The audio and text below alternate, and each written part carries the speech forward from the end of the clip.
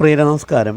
ഇത് മഹാവിഷ്ണുവിൻ്റെ അഞ്ചാമത് അവതാരമായ വാമനമൂർത്തിയുടെ തൃക്കാൽ സ്പർശമേറ്റു എന്ന് കരുതപ്പെടുന്ന തൃക്കാൽക്കര വാമനമൂർത്തി ക്ഷേത്രം.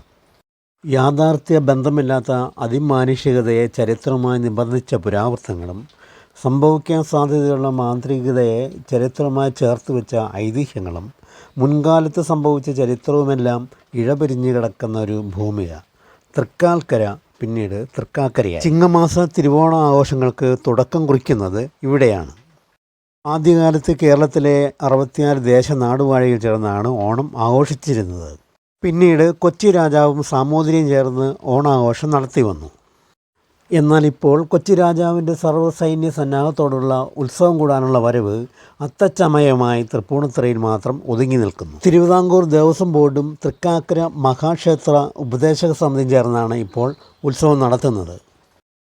ക്ഷേത്ര കോമ്പൗണ്ടിൽ തന്നെ മഹാബലി തിരുമനസിനെ പാതാളത്തിലേക്ക് ചവിട്ടിത്താഴ്ത്തി എന്ന് കരുതപ്പെടുന്ന സ്ഥലത്ത് മഹാബലി ആസ്ഥാനവും തൊട്ടപ്പുറത്ത് അദ്ദേഹം ആരാധിച്ചിരുന്ന ശിവക്ഷേത്രവും കാണാം. സത്യം ധർമ്മഞ്ചര എന്ന് തിരുവോണ ഉത്സവ സന്ദേശമായി പറയുമ്പോഴും സത്യദാന ധർമ്മത്തിൻ്റെ വക്താവായ ധർമ്മിഷ്ഠനായ ഒരു ഭരണാധികാരിയെ എന്തിന് പാതാളത്തിലേക്ക് ചവിട്ടിത്താഴ്ത്തി എന്ന ചോദ്യത്തിന് വ്യാഖ്യാനങ്ങൾ പലതുണ്ടെങ്കിലും ആ ചോദ്യം ചോദ്യമായി തന്നെ അവശേഷിക്കുന്നു.